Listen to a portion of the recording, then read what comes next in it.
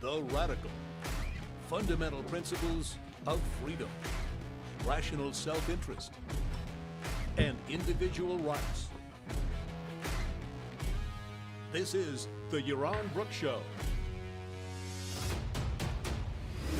All right, everybody, welcome to Yaron Brooks Show. On this Thursday, well, it's late afternoon here, morning I know for some of you, maybe even later for others of you. But thanks for joining me. We're going to jump right into the news. I did put a poll up.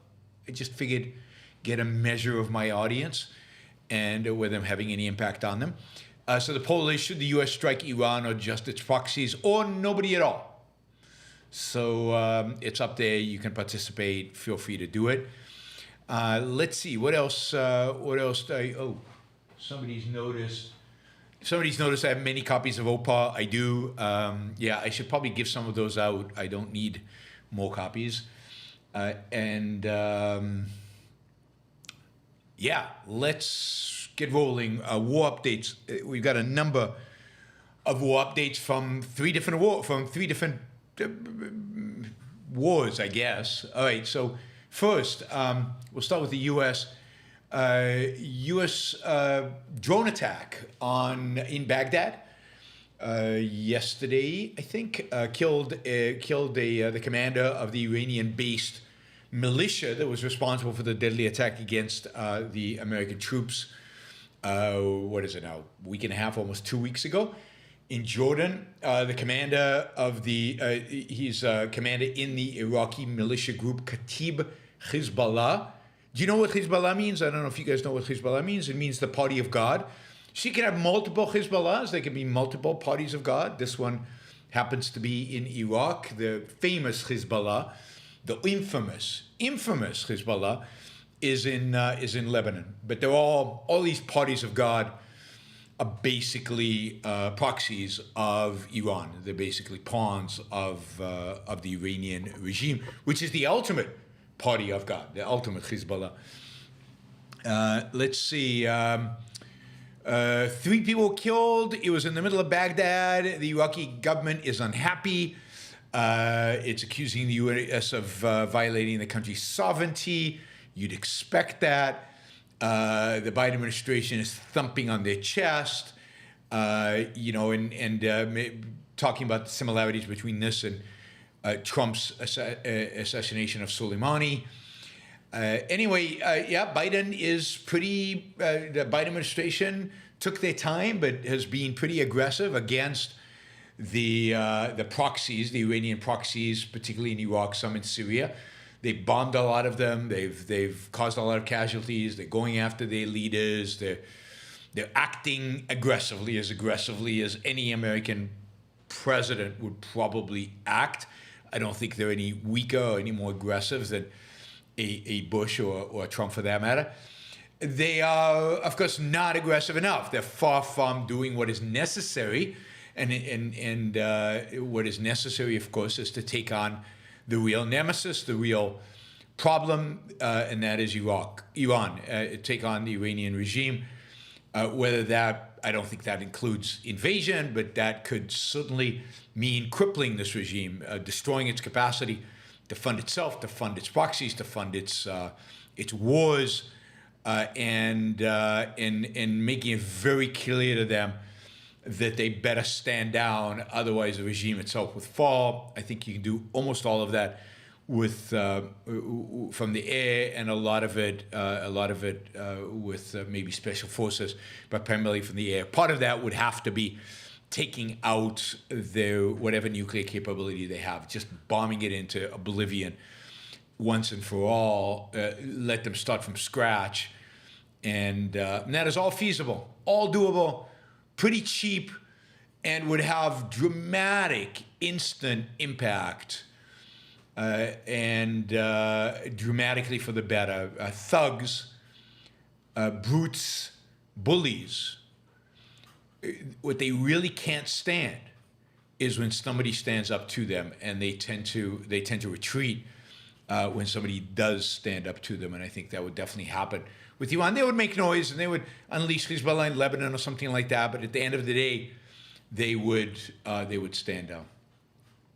So that's what's going on. You know, the United States might continue to attack different targets of Khatib Hezbollah in Iraq and in Syria, but it's you know, it's not clear how aggressive they're going to get. It partially depends on whether the Iranian proxies continue to attack the United States or continue to launch attack on American troops in the region. But I don't expect Biden to do much more than has already been done. And what has been done is pretty meager. It'll help quieten things down maybe in the short run. The American bases in Syria, in Syria, Iraq, and in Jordan might be a little bit more quiet in the short run. But other than that, I don't think it has any long-term, makes no difference long-term what so far the Biden administration has done. All right, that is U.S. in Iraq. Second, in Israel, Gaza, the Hamas has basically rejected Israel's proposal for a ceasefire, which included 35 days of ceasefire, the release of many of the hostages. We don't know exactly how many, but many of the hostages, and the release of hundreds, if not thousands, of terrorists from Israeli jails. The Hamas has rejected that. They're suggesting a 135-day ceasefire, the release of many thousands of prisoners, and ultimately the withdrawal of Israeli forces from Gaza completely. Israel has rejected that plan. So far, there is nothing in place. There is no ceasefire. There does not seem to be much progress towards a ceasefire. There are still 136 hostages being held in Gaza. Now, of the 136, it is Israeli intelligence is pretty confident that 32 of them are already dead, and that another 18 are very likely to already be dead. So of the 136 hostages, probably 50, something north of 50 have already been killed or have died under captivity. And the Israeli intelligence has indications of, I think, which hostages are likely to be dead, and has notified families. This is not unexpected, and as I said right at the beginning, I mean, it's tragic and horrible and sad, but it's not unexpected. And as I said at the beginning of this, Israel had to act as if this was the reality. It was the only way it would do what is necessary in order to bring Hamas, to destroy Hamas, to do what the Israeli politicians have promised to do. So we will see. We will see how what the next acts are. Israeli defense minister has basically said that Khan Yunis, they will continue to clean up Khan Yunis with the remnants of terrorists, but they intend to move into Rafah.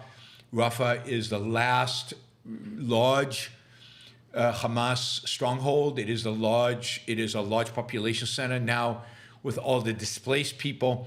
Probably about 1 million people live in Rafah.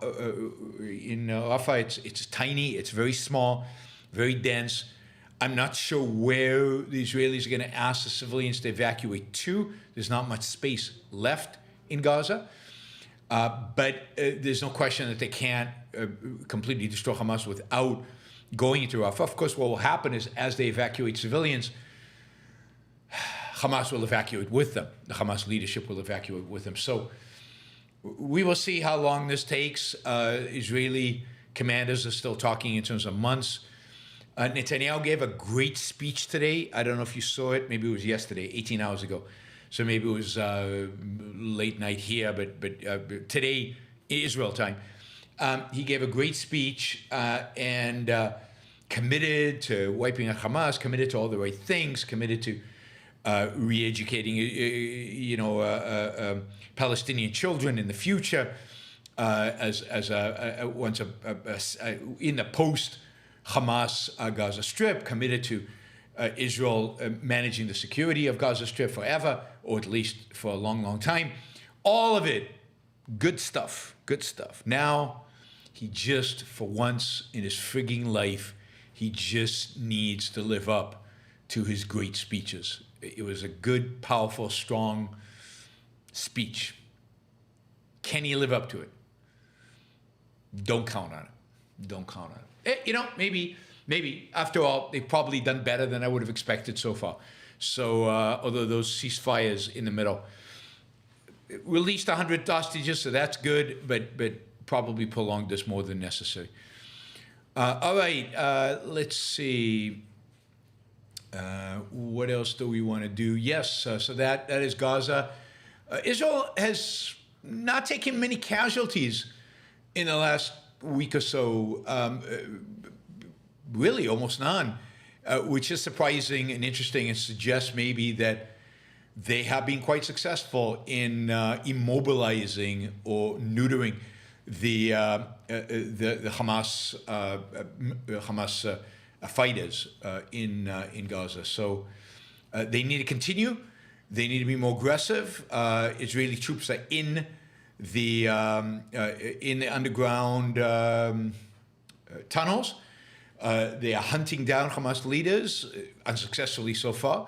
They're looking for the hostages unsuccessfully so far. But they are inside the tunnels. There is tunnel warfare going on in addition to everything else. But they are talking about expanding the operation to take over, basically to put under Israeli authority the entire Gaza Strip, which needs to happen if they're gonna win this. All right, moving on. I mean, there's still back and forth in Lebanon, but nothing really is evolving there yet. I think Hezbollah in Lebanon clearly wants to avoid a war, but it doesn't want to be completely quiet. The Houthis still attacking ships. Whatever the U.S. is doing to the Houthis continues to be ineffective. I will point out a news story I saw this morning about the Houthi court of the Houthis in Yemen sentencing 13 homosexuals to death for the crime of being homosexuals. Queers for Houthis are going to be challenged, maybe challenged in their support of the Houthis moving forward. But maybe not, right? Maybe not. Don't let facts and reality and your own self-interest intervene when you can hate on Jews, when you can hate on Israel, and when you can, when you can pursue sacrifice for the greater good. All right, let's see. One last war. Yes, we got Ukraine. Big news out of Ukraine this morning is that President Zelensky basically has replaced the commander-in-chief of the military, who has been responsible for the military since the Russian invasion, and by all accounts, at least in the first year and a half, did a phenomenal job of both preventing the Russians from winning in those first few weeks and then taking back significant territory from Russia in the fall of 2022. Unfortunately, as we all know, the counteroffensive in 2023 failed. It failed for many reasons, but I don't think the Ukrainian military took into account the full scope of the defensive preparations or the defensive alignment of the Russian military. And as a consequence, they got bogged down and not much happened. In the meantime, Russian offensives are going on across the entire front. Ukraine is primarily in defensive mode, not a good situation for them to be in. And the Russians are making small, fairly insignificant but small progress in certain regions, particularly in the east and the Donbass. One of the advantages it seems like the Russians now have over the Ukrainians is Ukrainians early on in the war did a phenomenal job using drones to attack the Russians and disable Russian offensives and reach deep into behind Russian lines. They also used American-guided HIMARS and other systems that use GPS in order to reach their target and destroy their target. And Ukraine made a lot of progress using those weapons and did phenomenally well.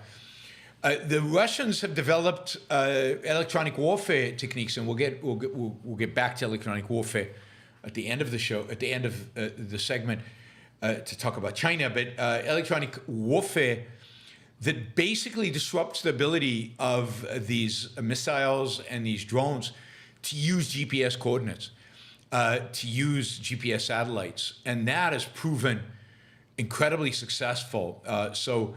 What the Russians have done, developed since the beginning of the war, but mainly in the last 6 months, I'd say 7 months, is this capacity to completely disrupt the advanced weapon systems that the Ukrainians are getting from the U.S., which I hope the U.S. is paying attention and will adjust, basically by disrupting their GPS capabilities, their GPS abilities. Ukraine, as a consequence, is developing their own drones. They're building factories, and they're trying to build large numbers of drones that are immune from, that don't use GPS, and therefore immune for some of these electronic interferences, right, that the Russians are engaged in. Russia has its own drones. Those drones, the Ukrainians are having a hard time dealing with. Anyway, so all of that is background, why the war is kind of hunkered down, and why Ukraine is on the defensive, and why, if anything, Russia is pushing forward. Of course, Ukraine is also being denied from the West weapon systems. It's being denied from the West the ability to fight with the best weapon systems. The United States is holding back. We know that, we'll talk about that in a minute, that the United States is holding military aid back from Ukraine, and the European Union has delayed because of Orban. Now they've got it approved, but that has been delayed. And of course, if you go back 2 years, the Biden administration has been delaying and delaying and delaying. We won't give them tanks, then we give them tanks. We won't give them F-16s, then we give them F-16s. F-16s still haven't arrived yet, or the training hasn't finished yet, but they will enter the region soon. What else do I want to say about Ukraine? Yes, the general replacing the fire general, the new general that is stepping in his place, is a Russian, born in Russia. His family is originally from Ukraine, but of Russian-speaking family. So it is interesting, right? Putin, in much of his propaganda, argues that this whole war is about liberating the ethnic Russians in Ukraine who don't want to be under Ukraine and bringing them under Mother Russia. Well, here is a Russian-Ukrainian, ethnic Russian in Ukraine, educated in Russia, speaks fluent Russian, born in Russia, is now the supreme commander of Ukrainian forces fighting Russia. Yeah, so there you go. So much for Putin's rationalizations, which you will hear much more of tonight when Tucker Carlson breaks the internet with his interview of Vladimir Putin. Instead of watching that, you should all be right here on the Yaron Show, where I will be interviewing somebody 100 times more interesting. Well, no, that's an insult. 1,000,000 times more interesting than Vladimir Putin, and that's Jason Rines. We'll be talking about the rise and fall of civilizations. He is a Greek philosophy expert, but he's also taught a class on Immanuel Kant. He is generally a expert in intellectual history, in philosophy. He knows. He's an expert on a lot of different things. We'll be talking about that. I'm sure some of his other expertise will come out. But Jason is a lot of fun and really is a great guy. So hopefully you'll tune in 7 p.m. East Coast time to my interview with him tonight on the rise and fall of civilizations, which has been a topic of our discussions here on the Yaron Show for many, many months, where we discuss Christianity and the Enlightenment, and we'll discuss a lot of that tonight, starting with Greece. Jason will be on at 7 p.m. East Coast time. 7 p.m. East Coast time. We will talk about Putin's interview with Tucker Carlson. We'll talk about that tomorrow. I will watch it. I'll hold my nose, close my eyes, have a bag to throw up in next to me, but I will watch the Putin interview, so you don't have to. And whether I will use clips from that interview and comment, or I'll just comment broadly on the interview, we will see, depending on how colorful the interview lands up being.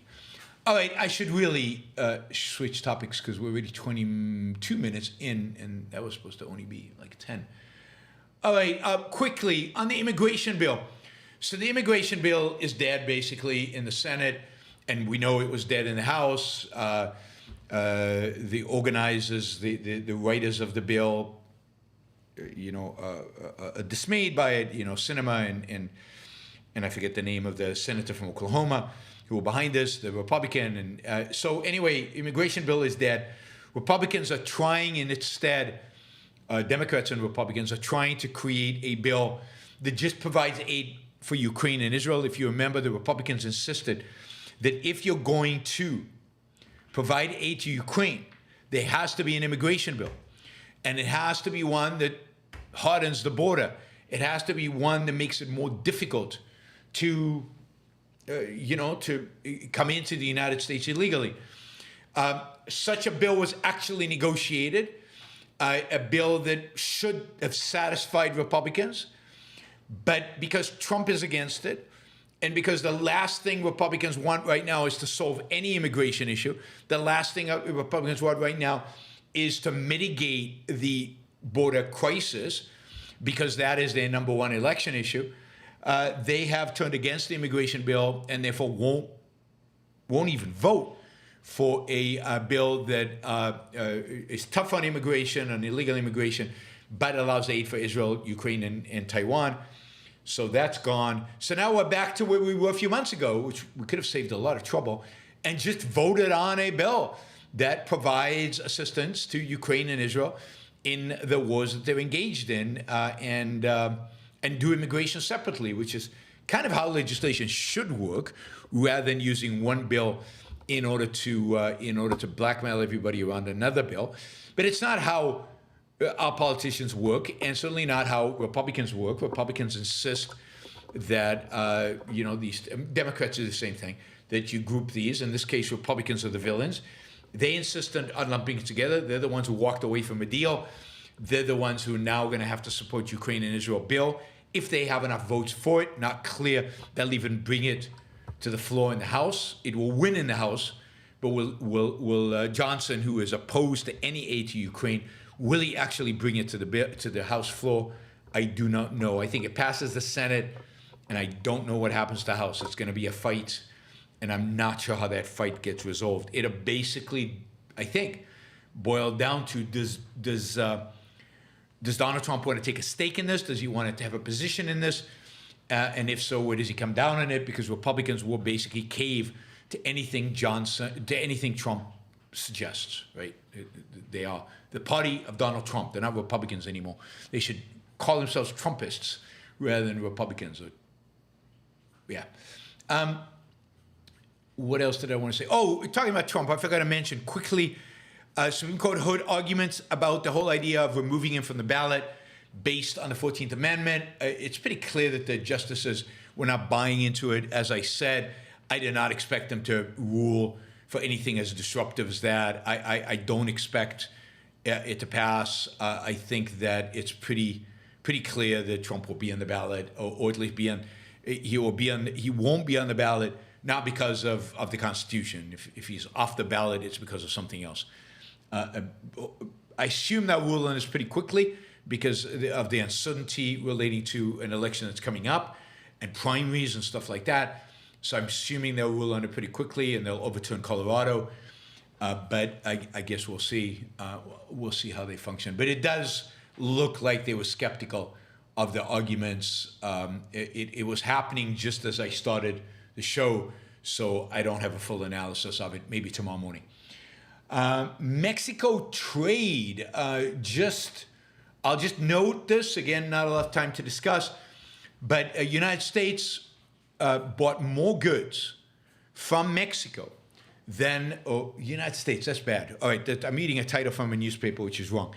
All right. American residents of America, individuals in the United States of America, bought more stuff sold by individuals and companies in Mexico than they did from individuals and companies in China. And this is for the first time, this is in 2023, for the first time in 20 years. So the number one trading partner of Americans is now Mexico. Now this will be really interesting when it comes to a Trump presidency. Is now, are we losing to Mexico? If we're losing to Mexico, how come we're losing when Trump was the one who negotiated the super best, unbelievable, best, greatest deal in all of history when he redid NAFTA? Remember that? But then we're losing to Mexico. How can that be? And if we're not losing to Mexico, how can that be? Because we do have a big trade deficit with Mexico. I thought trade deficits were losing. And then what about the reshoring of jobs? What about all those manufacturing jobs that were supposed to come in the United States? It appears that Trump's policies actually destroyed a lot of manufacturing jobs, and they just moved out of China, maybe to Mexico.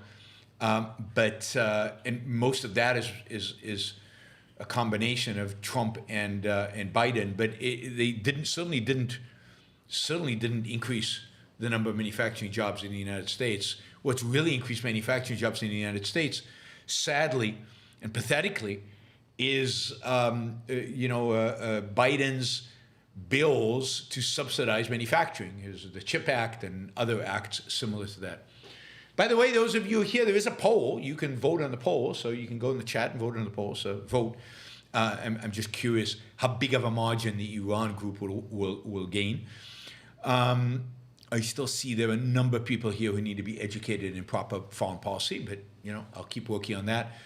By the way, between bombing proxies and doing nothing, I would do nothing and bring the troops home. Bombing proxies is probably the worst of all these alternatives. Shut down the bases, bring the troops home, do nothing is the second best to bomb Iran. So that's how I see it. All right, another two quick stories, I think. Okay, European GMO. This one's kind of interesting. So in Europe, GMO is banned. You basically can't sell GMO products in Europe. You can't patent GMO in Europe.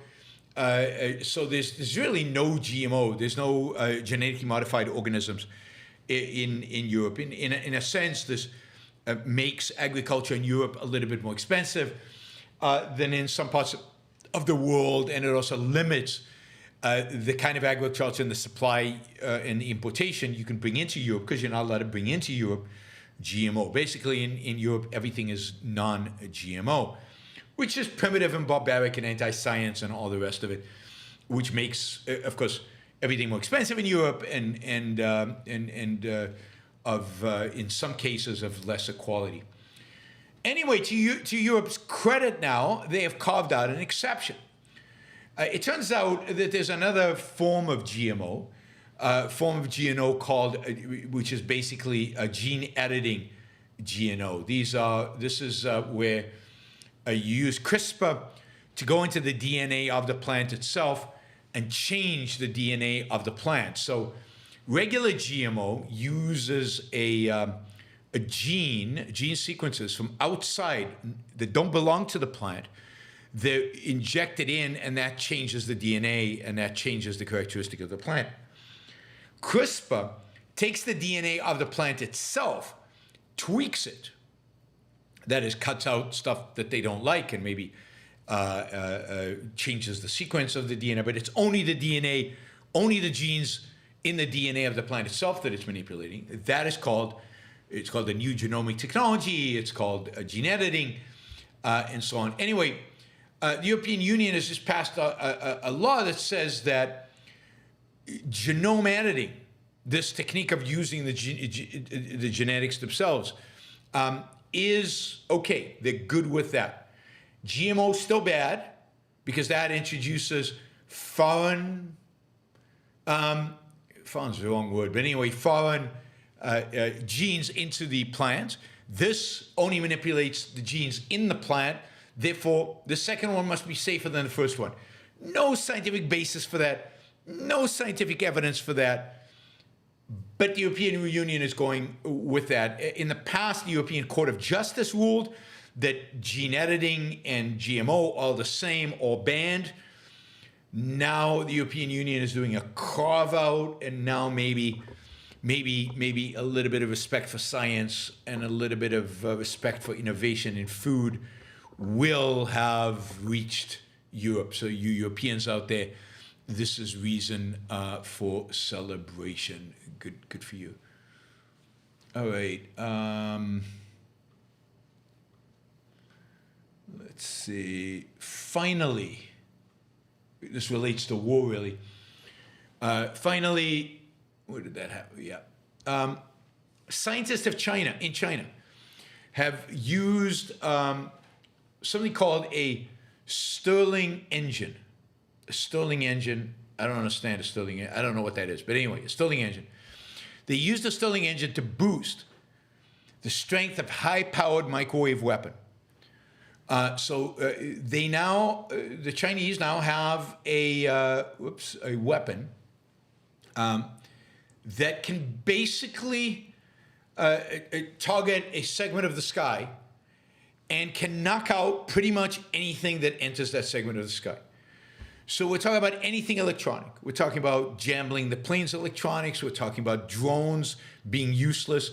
We're talking about smart missiles, cruise missiles, ballistic missiles, losing their capacity to communicate with the motherboard or using GPS or anything like that. Even with the capacity of taking out satellites. That's how far this can reach. This is by far potentially the most powerful microwave weapon in the world today. The United States has been working on microwave weapons, but has not made any kind of real big significant breakthroughs. They've been working on it for a long time, and a lot of these projects are like in limbo, don't have enough funding, have not moved forward significantly. But China, I mean, this is a game changer if it actually works as advertised, and if it can be actually deployed into a site. This is a game changer in terms of weaponry. I mean, now you have to have something that nullifies the microwave. I'm not sure if you can do that. I'm not sure if I don't know the physics of it. Maybe you'd have to have low-flying weapons where this cannot be used. It has to change strategy. It has to change the kind of weapons you develop. It has to change your approach on the battlefield. It has to change the way you think about combat and in a technologically advanced war. And the Chinese, significantly ahead of the Americans. And there's a reason for this. The American system of weapon procurement is broken. It's horribly broken. And it is so heavily regulated, it's so heavily controlled, primarily with the goal of preventing fraud. But the consequence of this is that it's not nimble, it cannot experiment, it cannot test. It is super, super, super unbelievably expensive, much more expensive than any other army in the world. And as a consequence, while we have the capabilities to build the best weapon systems in the world, by far, we are not doing it. And we're not doing it because of the bureaucracy we have created around weapons procurement. Israel is much faster than us. And, Russia has just shown an ability on the battlefield to adjust pretty quickly and to create these electronic weapons that are highly effective against American-built weapons. The Chinese are pouring a lot of resources and a lot of brain power into this. And the United States is just chugging along. It's got the strongest, biggest, mightiest military force in human history that might be completely incapacitated by weapons like this. And I don't get a sense of urgency from anybody.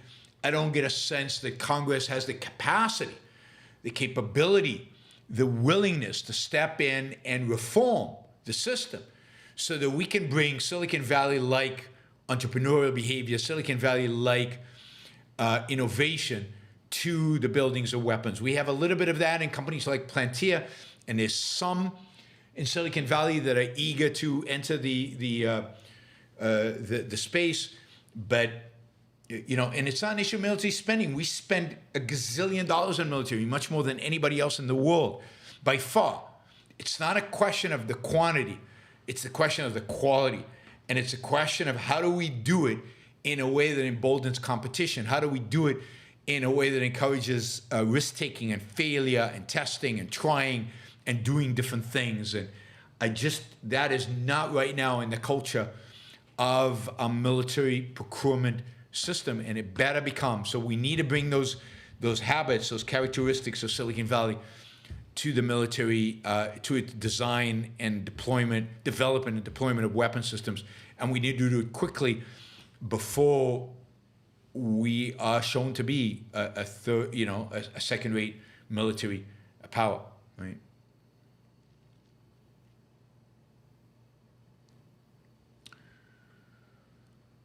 All right, that is what I have. That is the news for February 8th. All right, I've got a bunch of announcements. Please stay with me, and then I'll go to Super Chat. And please consider, doing what Mary Aline just did, or what Nilufar, sorry I pronounced your name, Rahman, have done, which is a sticker, $1.99 and $5. And we've had a bunch of other stickers. Chili did $20. Sylvanas did $20. Cook did $1.99. Marilyn did $3.99. I mean, we could easily make our target with $1.99 stickers. So if a bunch of you just stepped in right now and did $1.99, $2.99, $3.99 stickers, we would get to our target very, very quickly. So I appreciate that. All right, a few announcements. One, I am going to be doing a public speaking seminar in Amsterdam after the Ayn Rand conference. Now, you don't have to attend the Ayn Rand conference in order to come to my seminar. So if you're in Europe, particularly if you're in the Netherlands, it's not even a travel day for you, and are interested, it is the day after the conference. So it is the Monday after the conference ends, and it will be in downtown Amsterdam. It will be in the middle of Amsterdam. And, I've got a number of people already signed up. So I don't need many to make this happen, but there is a cap. The cap is 10, and I won't take more than 10. So please consider doing it. It's not cheap, I know. It's $750, but if you care about your public speaking abilities, if you're interested in investing in those abilities, this, I think, is about as good as it gets, and you will get one-on-one with me, and you will get time to actually deliver. Maybe even I'll try to structure it so you can deliver twice during the day. And I think it's going to be fun. It's March 11th. So if you're in Sweden, if you're in Denmark, if you're in Germany, it's really close to Germany. If you're in the Netherlands, Belgium, France, UK, and you'd like to participate, please join us. It is March 11th. We'll probably go from 9 to 4, something like that. Write to me as soon as possible, because if I don't get enough people, I'll cancel it. If I get too many people, you'll be knocked out. So now's the time to do it. It's Yaron at YaronBookShow.com. Yaron at YaronBookShow.com. Would love to have you. Would love to be able to do this. And then I'm thinking of doing one in the United States for Americans, either right before or right after OCON. So if you're an American and you're interested, this will be in California, if you're interested in participating in a public speaking seminar in California in June, just after OCON, drop me a note, drop me an email, and I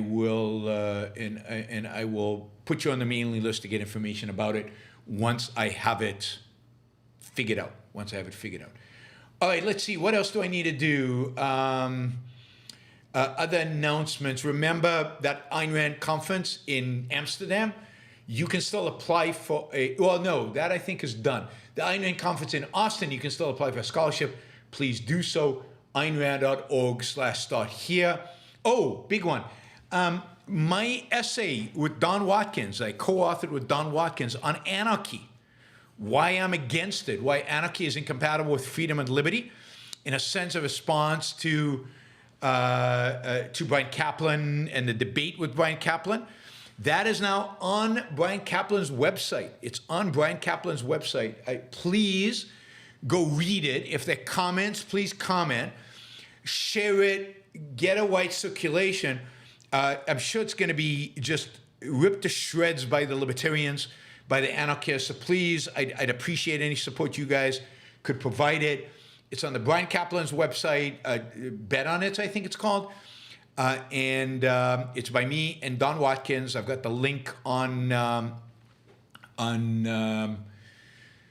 Twitter. Maybe I can find the link here for you, but I'll put it in a chat. But please consider going and reading it. Hopefully you like it. Hopefully you enjoy it.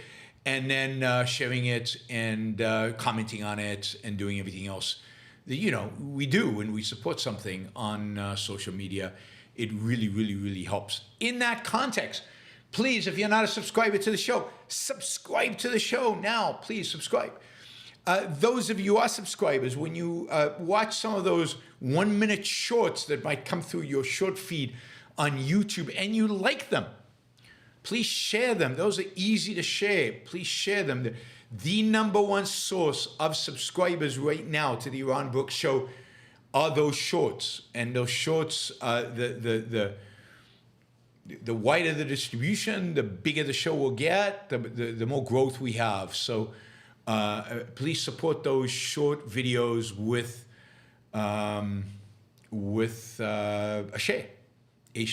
All right, there it is. Miroslav did the work for me, and he's put it up on the chat so you can get it. It's basically www.betonit, one word, betonit.ai.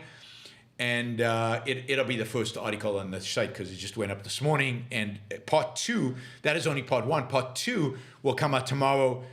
Brian is already complaining about how long it is. It is long. We're trying to make kind of a definitive argument. We're trying to just write something and not have to rewrite and comment and keep going back to it. I'm hoping that works. So it is a long article, but it's also good and deep and thorough, and go read it. All right. Any other things? No, I think that's it. I think that's it for now. All right. Let's see. Remo says, what are your favorite works from Rachmaninoff? Well, that's easy. Second and third piano concertos, by far, sit at the top. Rachmaninoff's piano trio, also up there with the piano concertos. And then I'd say, I don't know, Symphony No. 2, quite a few of the chamber music, piano pieces, all good. I mean, pretty much anything Rachmaninoff did was good. But my favorites by far are those 3 pieces: the 2 piano concertos, No. 2 and No. 3, and the piano trio. The piano trio. Symphonic Dances is amazing. What is it on Paganini? Something. All the pieces don't come to me, but it's really good stuff. So listen to Rachmaninoff. Listen to those in particular. All right, Harper Campbell says, people always talk about trauma, how to process and heal trauma. They never ask, why are we hurting each other? What the philosophical roots are to this widespread abuse. I think people ask why we're hurting each other, why people engage in violence, why all of this is why all of this is going on. I think people have. I think people do ask the question. I don't think they look at the right place for the answer, and the right place is philosophy. The right place is ideas. Some of them maybe recognize psychological issues. Maybe they recognize some bad ideas, but then they don't have a positive alternative. And that's really what's missing, is a debate about a real, legitimate, positive alternative to war, which is individualism. The war will only disappear from the world when we reject collectivism. Michael says, you say it's difficult to resurrect the Enlightenment, but the Enlightenment was resurrected after 1,000 dark ages. So I am still fairly optimistic. Yes, ultimately, the Enlightenment will be resurrected, no question about it. It's a question of when. It's still hard. It's not impossible. And it will happen. I'm certain of that. At some point, the question is when and how quickly will we see it in our lifetime? That's the question. And the evolution of how the Enlightenment was resurrected after 1,000 years is interesting. And there are a lot of heroes involved in that. We'll talk about that today with Jason. So don't forget, today, Jason Ryan's at 7 p.m. East Coast time, Rise and Fall of Civilizations. We'll talk about how the Enlightenment happened, where it came from. And what can we learn from it? Oyvind, hi, Yaron. I'm thinking of learning myself calculus. As an economist, what do you know of it? And has it helped you with fundamental understanding? Have a good day, Yaron. I like calculus. Calculus was always fun, and I didn't find it that hard. I studied calculus in high school, and then I studied calculus at university. Advanced calculus, was it? I can't remember, or multivariable, whatever the advanced calculuses are, I studied, and I found them interesting and fun. Have I found it very useful? Not really. If I'd gone into mathematical economics, then sure, you have to have calculus to do mathematical economics. But I don't believe in mathematical economics. The little I've seen of it at that level is dubious. So John Cochrane does a lot of calculus in his analysis, and he's good, and I think there's legitimacy there. So you have to, you could, if you want to go, so I'm not saying it's illegitimate, but you have to go in that direction. I think calculus is valuable for your thinking.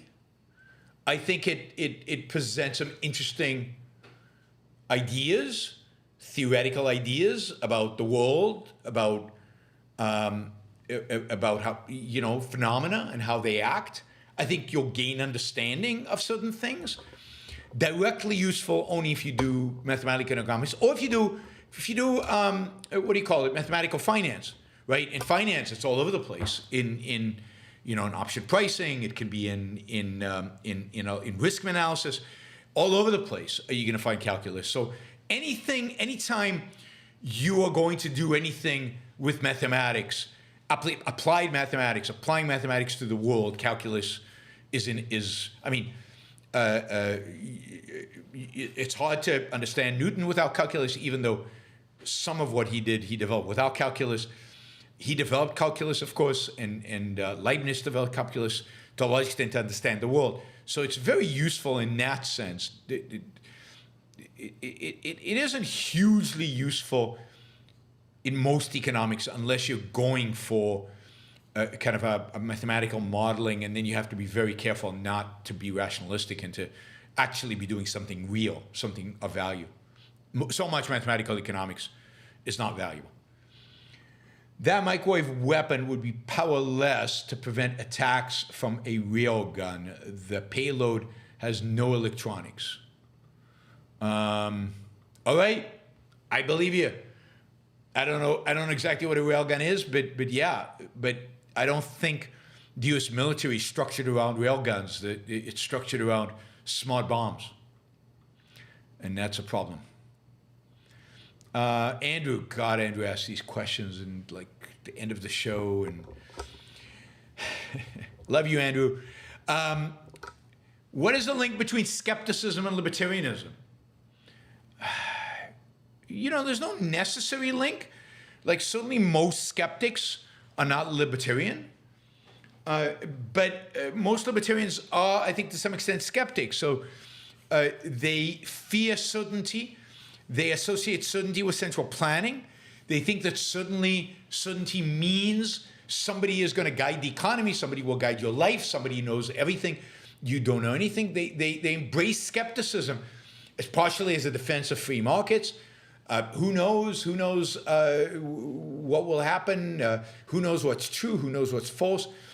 Often it trips into, it becomes also moral subjectivism, right? Skepticism turns into moral subjectivism. Certainly that was the case with Rothbard and many other, I think, libertarian philosophers.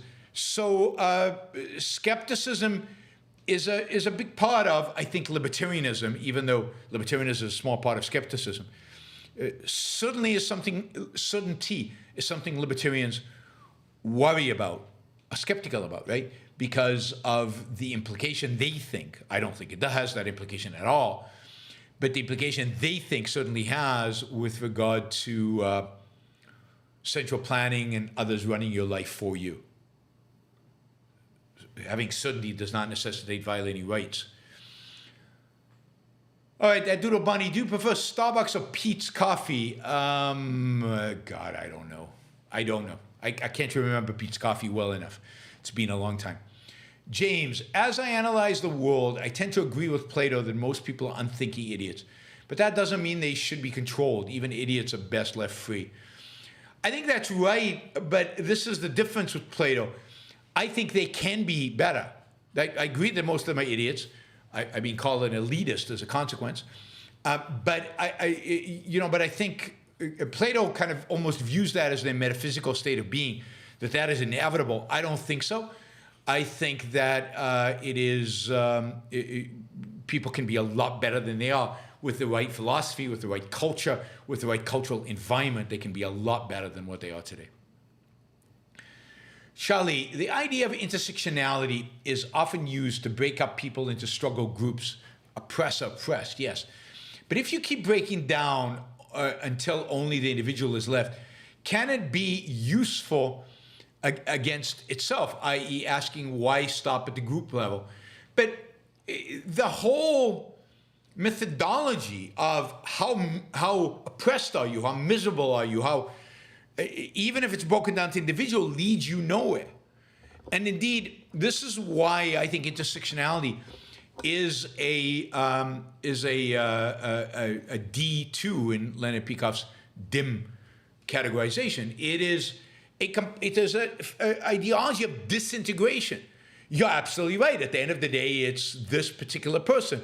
They're short, they're ugly, they're black, they're bi, they're not bi, they could be bi and, have, gender dysphoria or whatever. You can go on and on and on and on, characterizing all the things that this particular person has that in the hierarchy of things supposedly make them oppressed. And it breaks down. Who do you form alliances with? Who has alliance with whom? Nobody has alliances with anybody. And it just breaks up. And that's what happens to woke. That's exactly what happens to it. Charlize, you're absolutely right. And this is why I think at the end of the day, it is not the threat. The threat is the ideology that steps in and says, this is destructive, this is suicidal, this is crazy. I've got the answers, and I've got the answers. And M2, which is a misintegration, an integrated view of the world, but integrated around a false premise that is by definition authoritarian. That is the real danger. All right, I'm curious who the 14% are that don't think we should be attacking Iran, and those who think we should attacking the proxies as if that's going to do anything. One way or the other. I just don't. That one I don't get. I get the do nothing, particularly if it involves bringing the troops home. I don't get the attack the proxies. That seems to me just a waste of bombs. Liam says, if Netanyahu gets voted in again, what does that say about the Israeli population? That it would say similar to what it says if Trump gets elected again, that they're sheep and they've got a personality worship problem. The problem is that in a coalition system like Israel, a majority of Israelis, an overwhelming majority of Israelis, could vote against Netanyahu, and he could still somehow maintain power just because of the way the coalition, the way the political parties are arrayed. That's how it's happened in the past. He's never won complete control, and his support has declined over the years, and yet he still maintains power because his coalition And the coalition of those he's willing to deal with is big enough for him. Clark, are people better at avoiding taxes than the IRS is extorting them? Probably, but not completely, right? You still pay a lot of taxes, even if many people are avoiding them, still pay a lot. So no, I think that at the end of the day, the extortion has the upper hand by a long shot. Kathy says, me and my family have been considering moving to Puerto Rico, but I noticed the IRS is cracking down on expats trying to keep more of their own money.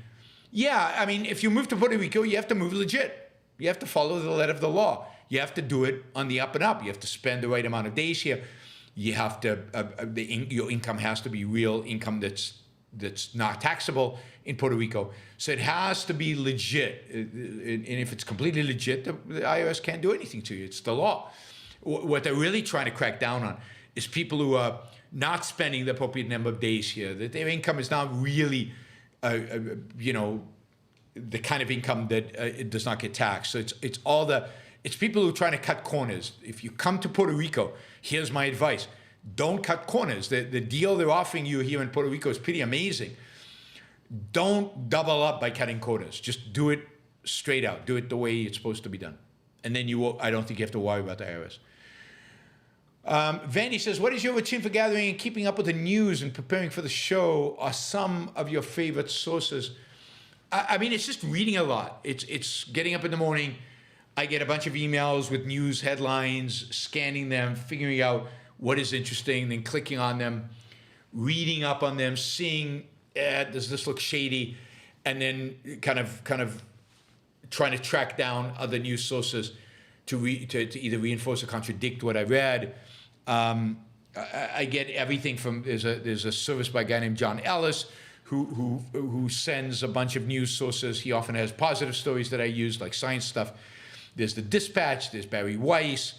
Then there's Google News, which is just basically the news as the media is reporting it.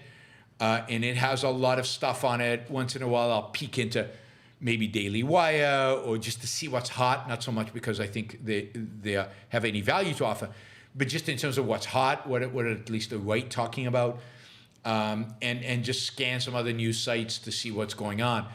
I tend not to pick up on some of the fringe stories, some of the stories that I know interest a lot of anti-woke people, just because they don't tend to come up on my news feeds. I do get some MAGA news feeds, but most of the stuff on that is just BS. It's just not stories.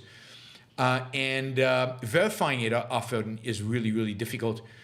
So a lot of the crazy stuff I just skip because of I don't get their sources. But I do get a lot of MAGA stuff. But I almost never use anything in them because it's usually just crazy, batshit crazy stuff. Right? So I try to scan right-wing media, left-wing media, centrist media, and then try to pick up the stories that I think are important and then read widely about the stories to see what I think is true. Liam, why does Las Vegas get such a bad rap? It's a very entrepreneurial, exciting city with no state income tax.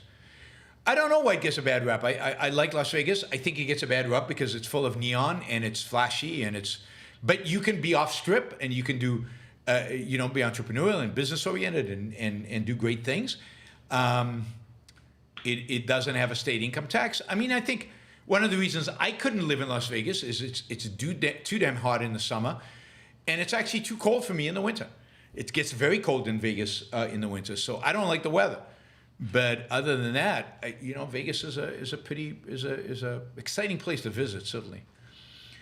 Michael says, Milei's economic reforms keep getting stalled by the Argentinian legislature, and his first year is when he's supposed to have the most political capital. No bueno. It's difficult. I'll try to do a story on Milei tomorrow, but yes, the legislature basically rejected his latest, the reforms that he's proposed. They first approved it, then rejected it. He's lambasting them. There's a lot of back and forth, and we'll see what he manages to get through. It's not going to be easy. Not going to be easy. Still going to Argentina, still trying to meet him. Phil, hi, Yaron. I have a deep and profound love of music, but can't seem to derive any value from viewing painting, sculpture, etc. Do you have any advice on how to develop an appreciation for visual arts?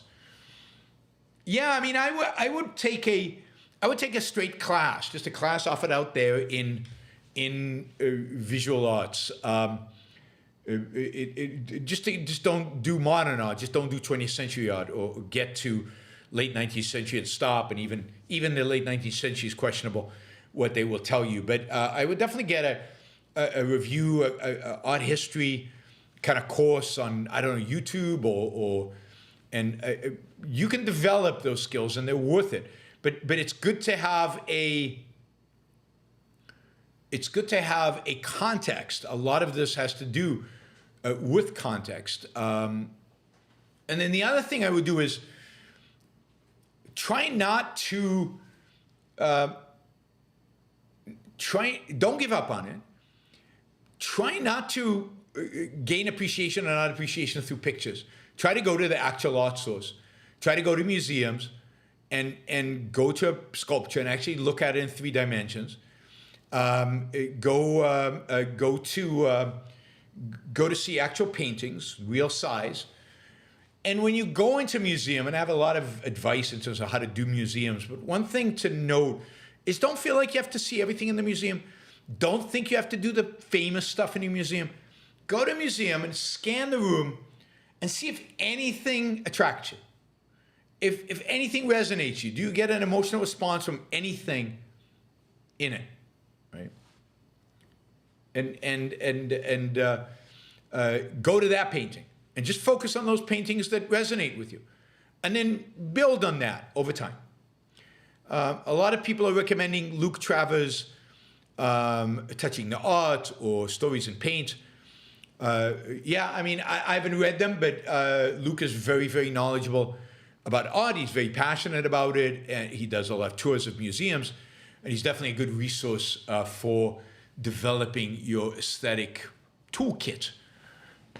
You got to keep trying, and you got to try in different ways. But I think Luke is probably really good, particularly in painting, I think. All right, Apollos, do you think you should employ more people to unburden your workload? Yeah, if I could afford it, I'd love to. Can't afford it. You guys do not provide me with enough income yet. We have to, I don't know. We really have to double the income of this show somehow. I'm thinking about different options. We're going to change the background. I mean, not dramatically, but we're going to make it more lively and more exciting and more interesting. We are going to create a website. For those of you who were interested in doing the website, I found somebody that I think is going to do it. So I appreciate all of you who expressed interest, but I think I'm going to go with this person who's going to do this. But yeah, I mean, unless you're willing to work for me for free, I just don't have the resources. Basically, everything I do for the show, all my speaking engagements, all of that is the income off of which I live. And the reality is I spend a lot of money every year. So I need to bring in a lot of money. And so I'm just working to make that happen. At some point, there'll be excess. Happy to invest that excess in making the show smoother and in employing people. Avitiki, something like that. You mentioned before needing help with a new website design. Do you have any need? Oh, there it is. Do you have any need for website analysis? If so, I'd be happy to help you set it up. It might be once we set up the new website, we'll need website analysis, and that'd be great, and SEO and all of that. So I will definitely let you know. If anybody is an expert on YouTube analytics and how to read them and how to understand them and how to derive from them, actionable improvements, I'd be very interested in that. We've got a lot of stats on this show on YouTube with a history going back 6 years. There's a ton of data. Can we use that data to get more subscribers? Can we use that data to get more income, more super chats, whatever? That is really interesting to me. Anything right now that will increase revenue is interesting to me. That is my priority right now over the next year. It's basically to increase revenue from this show by at least 50%. or speaking, show or speaking. So I'm doing a lot of strategic thinking, talking to a lot of people, hiring people, all of that. We'll see what happens, right? Raphael says, why Grover Cleveland is one of your favorite presidents in U.S. history? Basically because he was anti-statist. He was very pro-free markets. He basically vetoed more bills than any other president in history. He objected to government intervention in the markets, in the economy.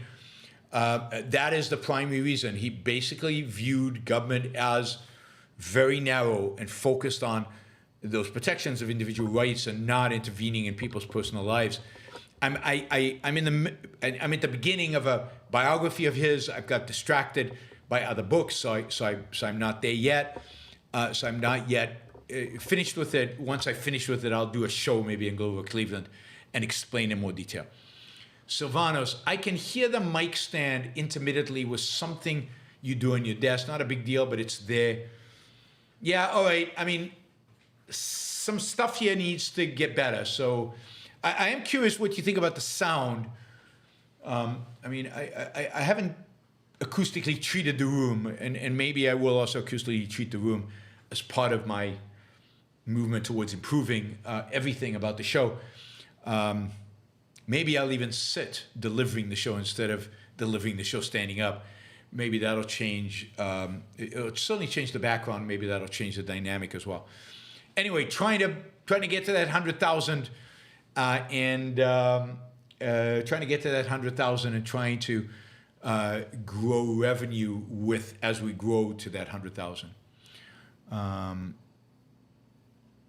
So Vendi says they're in an echo, but everybody else says, no, sound is great.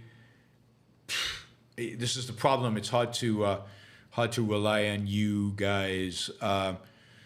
Mike says sound is satisfactory. I don't want sound to be satisfactory. I want sound to be great. And I think just a few, maybe a little bit of acoustic treatment to the room would get me to a great sound. And acoustic treatment is not that expensive. I don't know about doing the ceiling. We could do the ceiling even. But certainly we can do the wall in front of me where I think a bunch of the sound probably bounces off. Vendi says, it's clear that there are room echoes. Okay, we will do acoustic treatment. That is in the cards.